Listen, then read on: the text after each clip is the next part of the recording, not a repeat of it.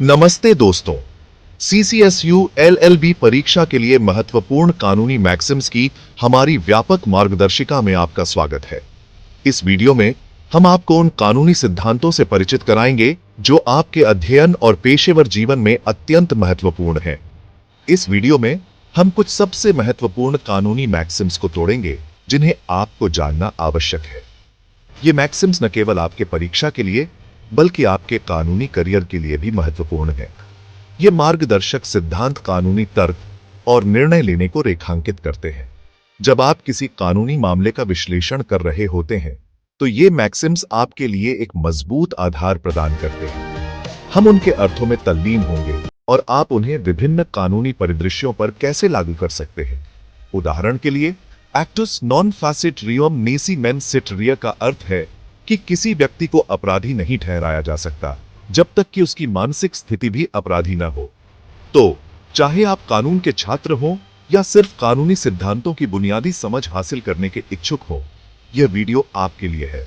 हम आपको सरल और स्पष्ट उदाहरणों के माध्यम से इन मैक्सिम्स को समझाने का प्रयास करेंगे।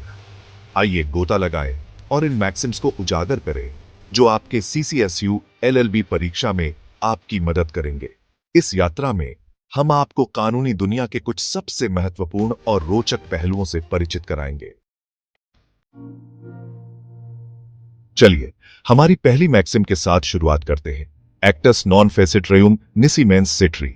इसका मतलब है कि कर्म तब तक दोषी नहीं होता जब तक कि मन दोषी ना हो। किसी अपराध को अस्तित्व में लाने के लिए आपको एक दोषी कार्य और एक दोषी मन दोनों की आवश्यकता होती है। यह सिद्धांत आपराधिक कानून की नींव है और यह सुनिश्चित करता है कि केवल वही व्यक्ति दोषी ठहराया जाए जिसने जानबूझकर अपराध किया हो। उदाहरण के लिए, अगर आप गलती से किसी से टकरा जाते हैं और उनका फोन गिर जाता है तो यह एक दुर्घटना है, अपराध नहीं।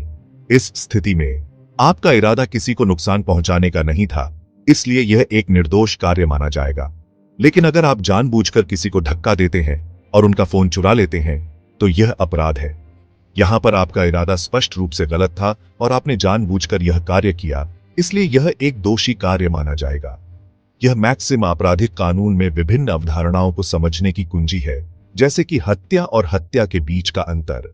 हत्या में व्यक्ति का इरादा किसी की जान लेने का होता है, जबकि हत्या में यह इरादा नहीं होता।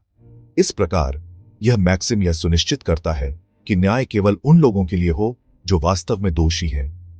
इस मैक्सिम का महत्व केवल आपराधिक कानून तक ही सीमित नहीं है, बल्कि यह नैतिकता और न्याय के व्यापक सिद्धांतों को भी छूता है। यह हमें यह समझने में मदद करता है कि हमारे कार्यों के पीछे के इरादे कितने महत्वपूर्ण हैं और कैसे वे हमारे समाज में न्याय की नींव रखते हैं। अगली मैक्सिम है ऑन्डी ऑनल्टेरम पार्टेम, जिसका अर्थ है दूसरे पक्ष को सुने। यह निष्पक्ष सुनवाई का अधिकार दर्शाता है। न्याय तक पहुंचने के लिए सभी पक्षों को अपना पक्ष रखने का उचित अवसर दिया जाना चाहिए। यह सिद्धांत सुनिश्चित करता है कि कानूनी कार्यवाही न्याय संगत हो और सच्चाई तक पहुंचने में मदद करता है। यह अदालत में पक्षों को बुलाने, सबूत प्रस्तुत करने और जिरह करने के तरीके को निर्धारित करता है। निष्पक्ष और न्याय संगत कानूनी प्रणाली की आधारशिला है। अब आइए इग्नोरेंटिया ज्यूरिस नॉन एक्सेसुसैट पर चलते हैं, जो कानून की अज्ञानता कोई बहाना नहीं है में अनुवाद करता है। यह सिद्धांत बताता है कि हर किसी से कानून का पालन करने की उम्मीद की जाती है, भले ही वे इससे अनजान हो। अगर अज्ञानता को बचाव के रूप में अनुमति दी जाए तो कानून का कोई मतलब नहीं होगा। हालांकि नए या खराब प्रचारित कानूनों के मामले में अदालतें विचार कर सकती हैं। यह महत्वपूर्ण है कि आप अपने अधिकारों और दायित्वों को समझने की कोशिश करें। अब आइए निमो जुडेक्स इन कॉसा सुआ पर चलते हैं, जिसका अर्थ है कोई भी व्यक्ति अपने मामले में न्यायाधीश नहीं हो सकता है। यह सिद्धांत न्याय संगत और निष्पक्ष कानूनी प्रणाली के लिए महत्वपूर्ण है।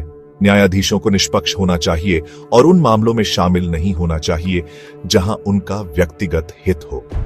यदि किसी न्यायाधीश का किसी मामले में हितों का टकराव है तो उन्हें खुद को पुनः उपयोग करना चाहिए, जिसका अर्थ है कि उन्हें मामले की सुनवाई से खुद को हटा लेना चाहिए।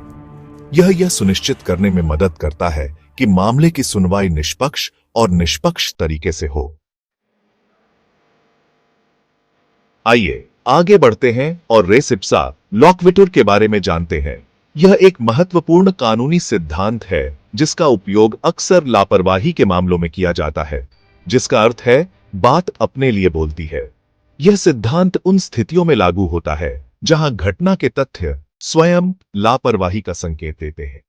यह मैक्सिम उन स्थितियों में लागू होता है जहां लापरवाही का प्रमाण स्पष्ट होता है। उदाहरण के लिए, जब कोई वस्तु किसी ऊंचाई से गिरती है और किसी को चोट पहुंचाती है, तो यह स्पष्ट है कि वस्तु को सुरक्षित रूप से नहीं रखा गया था। इसी तरह, एक सर्जरी के बाद एक मरीज जो खुद को गलत अंग पर संचालित पाता है, यह स्पष्ट है कि कुछ गलत हुआ है। यह स्पष्ट है कि कुछ गलत हुआ और यह प्रतिवादी की लापरवाही के बिना नहीं हुआ होगा। इस प्रकार के मामलों में प्रतिवादी को यह साबित करना होता है कि वे लापरवाह नहीं थे और यह प्रतिवादी की लापरवाही के बिना नहीं हुआ होगा। रेस इप्सा लोक्विटुर का उपयोग करके वादी को प्रत्यक्ष प्रमाण की आवश्यकता नहीं होती है। रेस इप्सा लोक्विटुर सबूत के बोझ को प्रतिवादी पर स्थानांतरित करता है, जिसे यह दिखाना होगा कि वे लापरवाह नहीं थे। यह सिद्धांत न्यायालय में वादी के लिए एक महत्वपूर्ण उपकरण हो सकता है, जिसे यह दिखाना होगा कि वे लापरवाह नहीं थे। प्रतिवादी को यह साबित करना होता है कि घटना उनकी लापरवाही के कारण नहीं हुई। यह साक्ष्य का एक अनुमान बनाता है कि प्रतिवादी लापरवाह था और यह अनुमान प्रतिवादी द्वारा खंडित किया जा सकता है।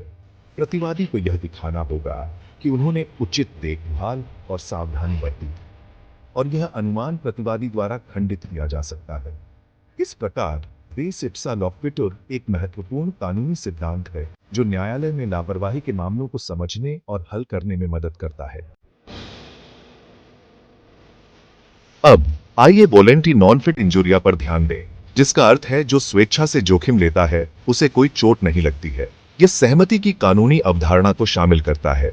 उदाहरण के लिए, जब आप फुटबॉल खेलते हैं तो आप जानबूझकर और स्वेच्छा से खुद को शारीरिक संपर्क के जोखिम में डालते हैं। हालांकि सहमति को सूचित और स्वैच्छिक होना चाहिए और इसे जबरदस्ती या धोखे से प्राप्त नहीं किया जाना चाहिए। अब आइए डैमनम साइन इंजुरिया की अवधारणा पर ध्यान दें, जिसका अर्थ है बिना चोट के नुकसान। यह सिद्धांत बताता है कि सभी नुकसान कानूनी रूप से वसूली योग्य नहीं है।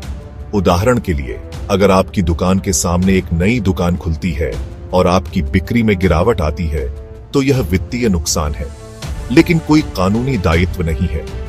यह डैमनम साइन इंजुरिया का एक उत्कृष्ट उदाहरण है, नुकसान बिना किसी कानूनी चोट के। अंत में आइए इंजुरिया साइन डैमनो की अवधारणा पर चर्चा करें, जिसका अर्थ है बिना नुकसान के चोट। यह सिद्धांत बताता है कि कानूनी अधिकार का उल्लंघन होता है, भले ही कोई वास्तविक नुकसान न हुआ हो। उदाहरण के लिए, अगर कोई आपकी संपत्ति पर बिना अनुमति के कदम रखता है, तो यह अतिचार है, भले ही कोई वास्तविक नुकसान न हुआ हो। आप अतिचार के लिए मुकदमा कर सकते हैं और प्रतीकात्मक नुकसान प्राप्त कर सकते हैं। तो आपके पास यह है आपके CCSU LLB परीक्षा के लिए 8 आवश्यक कानूनी मैक्सिम्स। मुझे आशा है कि इस वीडियो ने इन मैक्सिम्स पर प्रकाश डाला है और कानूनी तर्क में उनके महत्व को समझने में आपकी मदद की है। इन मैक्सिम्स की नियमित रूप से समीक्षा करना और उन्हें विभिन्न कानूनी परिदृश्यों पर लागू करने का अभ्यास करना सुनिश्चित करें। आपके CCSU LLB परीक्षा के लिए शुभकामनाएं और अधिक सहायक कानूनी सामग्री के लिए लाइक, शेयर और सब्सक्राइब करना न